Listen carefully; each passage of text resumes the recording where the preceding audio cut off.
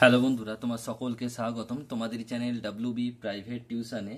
আজকের এই ভিডিওতে আমরা রায়মার্টিন প্রশ্নবিচিত্রা 2025 নবম শ্রেণীর ভৌতবিজ্ঞান বিষয়ে যে তোমাদের প্রথম ইউনিট টেস্টের জন্য 2 নম্বর স্কুল রয়েছে, পেজ নাম্বার হচ্ছে 261। এই প্রশ্নপত্রের গ্রুপ এ এবং গ্রুপ বি এর প্রশ্নের উত্তর নিয়ে আলোচনা করব। বাকি প্রশ্নগুলো নেক্সট ভিডিওতে আমরা আলোচনা করব। প্রথমে সব প্রশ্ন সেটগুলো যে রয়েছে, সব ভিডিওগুলোর আমরা সেটগুলোর আমরা গ্রুপ এ আর গ্রুপ বি করে নেবো। বাকি যে সি আর ডি এগুলো আমরা এগুলো শেষ করার পর করব।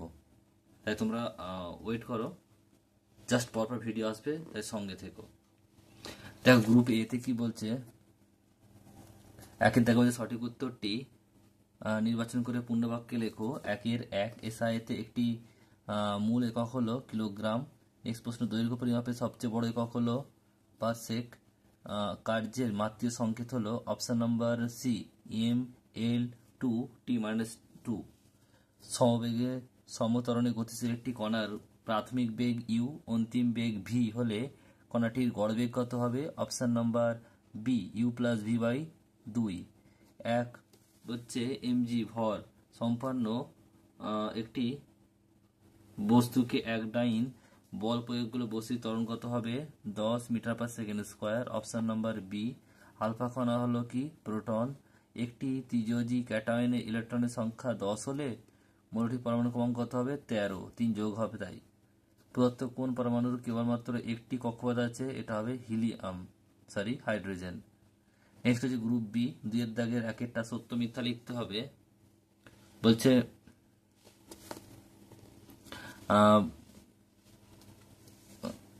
একটা বলছে অভিকর্ষিত ক্রিয়ার অবাধে পতনশীল বস্তুর গতি ত্বরণহীন হয়, মিথ্যা হবে।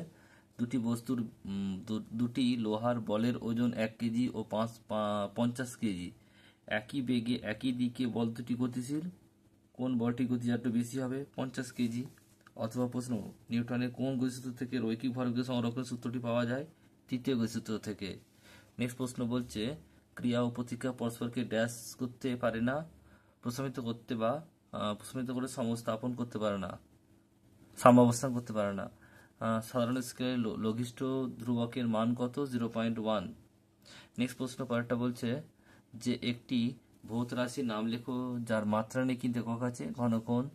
বলছে দীপন প্রাবল্যের এসআই একক কি? ক্যান্ডেলা। বলছে নিউট্রনবিহীন একটি মৌলের পরমাণুর নাম লেখো। সাধারণ হাইড্রোজেন বা প্রোটিয়াম। অথবা প্রশ্ন বলছে 19F9 পরবর্তী মোট আধানগ্রস্ত কণার সংখ্যা কত হবে? কয়টি? 18টি। নেক্সট প্রশ্ন সত্য মিথ্যা। বলছে যে কোনো মৌলের পারমাণবিক সংখ্যাই হলো এই মৌলের মূলগত ধর্মের নির্ণায়ক, সত্য হবে।